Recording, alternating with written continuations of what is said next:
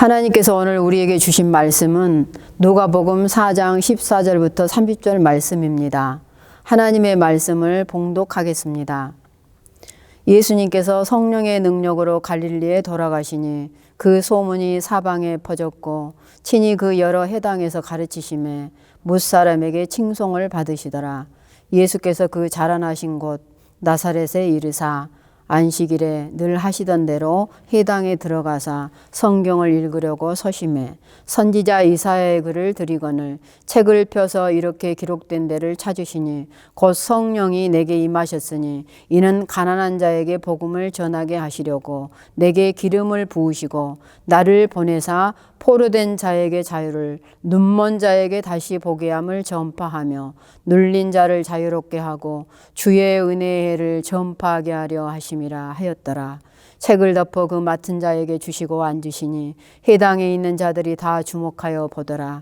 이에 예수께서 그들에게 말씀하시되 이 글이 오늘 너희 귀에 응하였느니라 하시니 그들이 다 그를 증언하고 그 입으로 나오는 바 은혜로운 말을 놀랍게 여겨 이르되 이 사람이 요셉의 아들이 아니냐. 예수께서 그들에게 이르시되 너희가 반드시 의사야 너 자신을 고치라 하는 속담을 인용하여 내게 말하기를 우리가 들은 바 가버나움에서 행한 일을 내 고향 여기서도 행하라 하리라. 또 이르시되 내가 진실로 너희에게 이르노니 선지자가 고향에서는 환영을 받는 자가 없느니라. 내가 참으로 너희에게 이르노니 엘리야 시대에 하늘이 3년 6개월간 닫히어 온 땅에 큰 흉년이 들었을 때에 이스라엘에 많은 과부가 있었으되 엘리야가 그 중 한 사람에게도 보내심을 받지 않고 오직 시돈 땅에 있는 사렙다의 한 과부에게 뿐이었으며 또 선지자 엘리사 때에 이스라엘에 많은 나병 환자가 있었으되 그 중에 한 사람도 깨끗함을 얻지 못하고 오직 수리아 사람 나만 뿐이었느니라. 해당에 있는 자들이 이것을 듣고 다 크게 화가 나서 일어나 동네 밖으로 쫓아내어 그 동네가 건설된 산 낭떠러지까지 끌고 가서 밀쳐 떨어뜨리고자 하되 예수님께서 그들 가운데 지나서 가시니라. 아멘. 오늘 하나님께서 저와 여러분에게 주신 말씀의 제목은 주의 은혜의 해입니다. 본문 시대 배경은 이스라엘이 노마 압제하에 있었을 때입니다. 말씀을 살펴보면 14절부터 21절까지는 예수님께서 성령에 충만하여 갈릴리 지방 나사렛 회당에서 이사야가 예언한 주의 은혜를 선포하시고 바로 자신이 이스라엘이 그렇게 오랫동안 기다리던 메시아, 기름 부음을 받은 자가 자신이라고 이야기하고 계십니다. 22절부터 30절까지는 고향 사람들이 예수님을 무시하고 배척하는 내용으로 되어 있습니다. 오늘 하나님께서 주신 말씀을 통하여 예수님이 어떤 분이신지 두 가지로 나누어 보도록 하겠습니다. 첫 번째, 오직 성령의 능력을 힘입어 사역하시는 예수님이십니다. 다 같이 14절을 읽겠습니다. 예수께서 성령의 능력으로 갈릴리에 돌아가시니 그 소문이 사방에 퍼졌고 아멘. 14절에 예수님은 성령의 능력으로 갈릴리에 돌아가시니라고 기록되어 있는 것을 보면 예수님의 날마다의 삶은 성령님과 함께 하셨다는 뜻입니다. 이 성령님은 예수님의 육신의 존재를 가능케 한 분입니다. 예수님이 세례 받으실 때도 임하셨습니다. 예수님은 복음 전파도 여러 가지 이적도 공생의 모든 사역을 성령의 권능으로 함께 하셨고 구원을 이루셨습니다. 저와 여러분이 받은 구원, 이 하나님의 자녀, 영생이라는 선물들, 성령 하나님의 도움이 없었다면 꿈도 꿀 수 없었을 것입니다. 하나님의 말씀을 깨닫는 것, 성화의 삶을 사는 것도 마찬가지입니다. 성령 하나님의 간섭과 성령 하나님의 도움이 있었기에 가능한 것들입니다. 그러므로 저와 여러분은 우리의 도움이신 성령 하나님께 감사하면서 성령의 능력을 힘입어 살아가야 합니다. 저와 여러분의 삶이 얼마 남았는지는 아무도 모릅니다. 앞으로의 남은 삶, 소소한 일부터 큰 일에 이르기까지 성부와 성자의 영이신 성령 하나님과 함께 하면서 그의 능력을 힘입어서 하나님이 주신 사명 잘 감당하시다가 하나님 품에 이르는 여러분들이 되시기를 주님의 이름으로 축복합니다. 두 번째로 예수님은 주의 은혜의 해, 희년의 주인공이십니다. 다 같이 18절부터 21절을 읽겠습니다. 주의 성령이 내게 임하셨으니 이는 가난한 자에게 복음을 전하게 하시려고 내게 기름을 부으시고 나를 보내사 포로된 자에게 자유를, 눈먼 자에게 다시 보게 함을 전파하며 눌린 자를 자유롭게 하고 주의 은혜의 해를 전파하게 하려 하심이라 하였더라. 책을 덮어 그 맡은 자에게 주시고 앉으시니 해당에 있는 자들이 다 주목하여 보더라. 이에 예수께서 그들에게 말씀하시되 이 글이 오늘 너희에게 응하였느니라 하시니 아멘. 19절에 주의 은혜의 해는 구약의 희년을 말합니다. 해방의 해를 뜻합니다. 레위기 25장에 보면 50년마다 한 번씩 하나님께서는 경작지를 쉬게 하고 빚을 탕감해주고 노예들을 해방시켜주고 가난 때문에 기업을 판 자들의 기업을 다시 돌려주는 희년 제도를 만드셨습니다. 이 희년의 진정한 의미는 메시아, 그리스도를 통한 하나님의 나라의 회복을 의미합니다. 18절부터 21절은 방금 설명한 주의 은혜의 해를 오게 할 메시아, 그 메시아가 예수님 자신이며 이사야 선지자의 예언대로 포로된 자가 자유를 누리고 눈먼 자가 보게 되고 눌린 자가 노임을 받아서 참된 안식과 기쁨을 누리는 이 하나님의 나라. 이 하나님의 나라가 꿈이 아닌 현실로 성령이 임한 자신을 통하여서 성취되기 시작했다고 선포하십니다. 주의 은혜를 선포하신 예수님께서는 하나님 나라 회복을 위하여 이 하나님 나라를 저와 여러분에게 선물하시기 위하여 어떻게 하셨습니까? 자신이 창조한 인간으로 낮아지셨습니다. 그뿐 아닙니다. 하나님과 인간을 갈라놓은 모든 죄를 안고 십자가에 죽는 자리까지 내려가셨습니다. 예수님의 희생으로 회복된 이 하나님의 나라, 자격 없는 내 힘으로는 살 수 없지만 죄와 모든 문제 해결하신 희년의 주인공이신 이 예수 그리스도를 믿고 이 예수 그리스도를 왕으로 주인으로 자기 마음에 모시고 전 인생을 맡기고 살아가기만 한다면 예수님이 선물로 주신 참된 자유와 안식은 내 것이 됩니다. 사랑하는 여러분, 삶이 힘드십니까? 괴로우십니까? 혹시 죄로 사로잡혀 있지는 않으십니까? 우리 주 예수 그리스도 그분께로 나오십시오. 그 모습 그대로를 가지고 모든 문제를 가지고 예수님께로 나아오십시오. 우리 주님께서는 자신에게 나아오는 자 긍휼히 여기시고 자유를 주실 것입니다. 불안, 근심, 슬픔 대신에 찬송의 옷을 여러분에게 입혀주실 것입니다. 저는 최근에 어떤 일 때문에 근심과 걱정, 불안에 갇혀 있었습니다.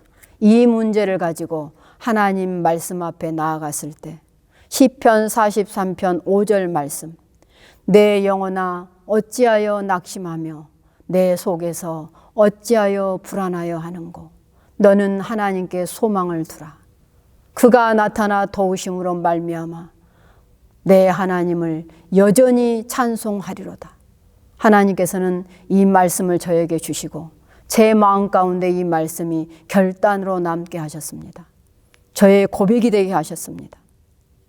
문제는 여전히 해결되지 않았지만 하나님께 소망을 두는 저의 마음을 만져주시고 걱정과 불안 대신에 자유함을 주셨습니다.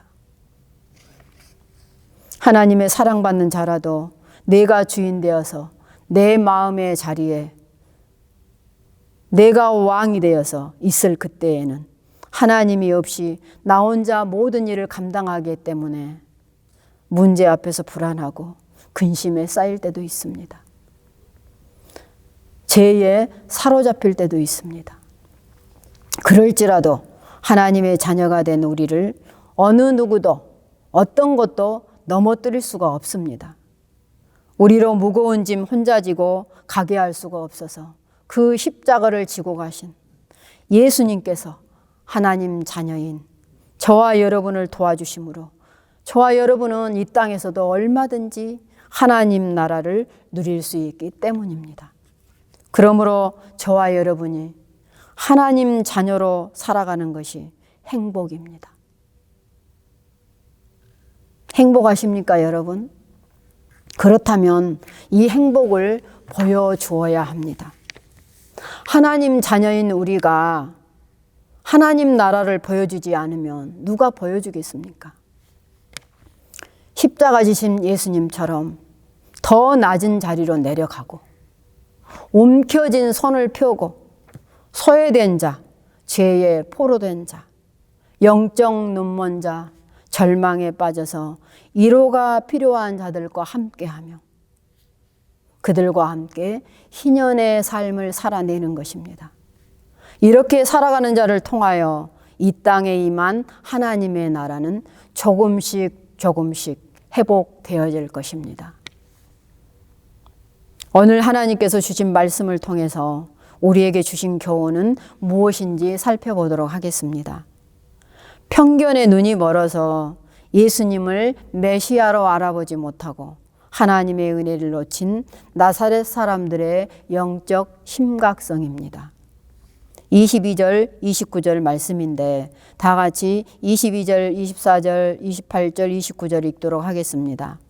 22절 그들이 다 그를 증언하고 그 입으로 나오는 바 은혜로운 말을 놀랍게 여겨 이르되 이 사람이 요셉의 아들이 아니냐.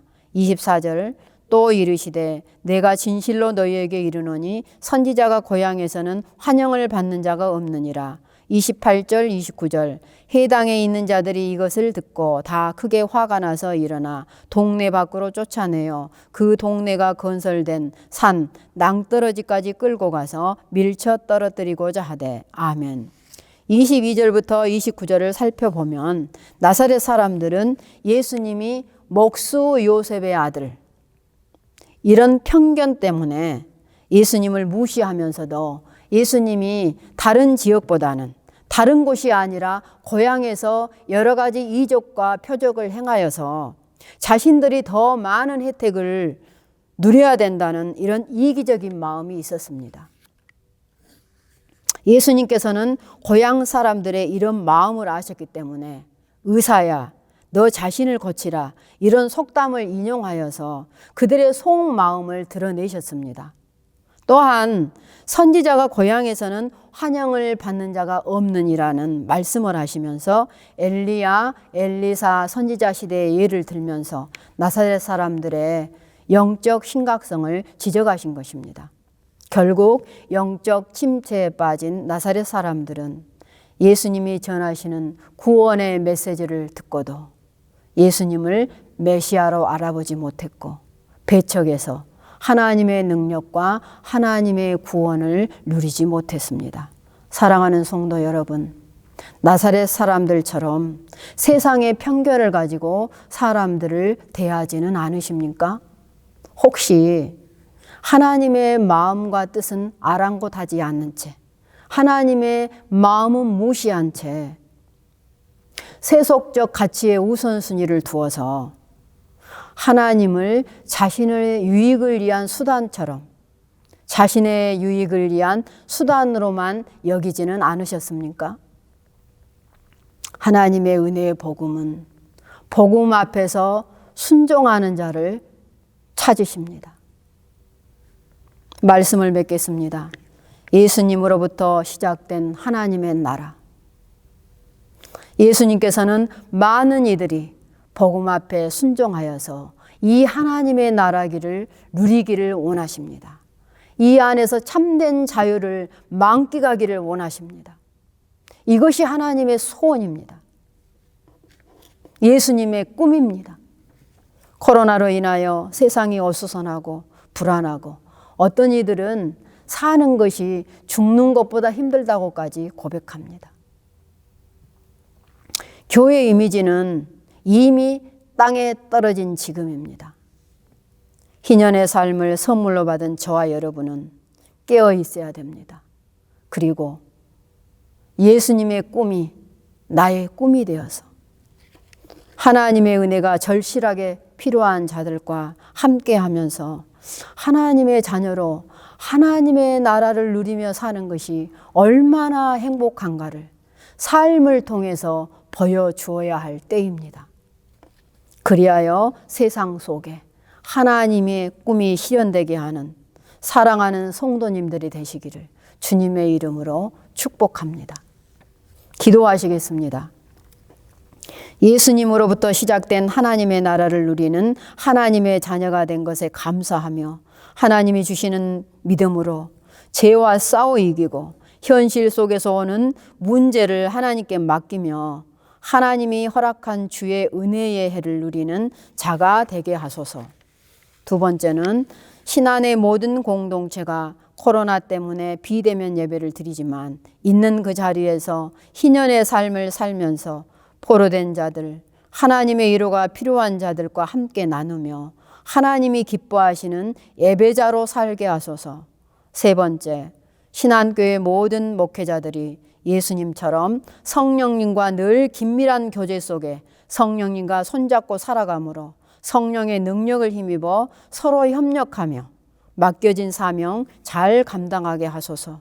네 번째, 코로나 백신을 연구하는 우리나라 연구원들에게 하나님께서 주신 지식을 마음껏 사용하도록 하셔서 코로나 바이러스를 100% 진멸시키는 백신이 개발되어 코로나를 의식하지 않고 일상의 삶을 살아가는 그날이 속히 오게 하여 주옵소서라고 기도하시겠습니다. 다 같이 기도하시겠습니다.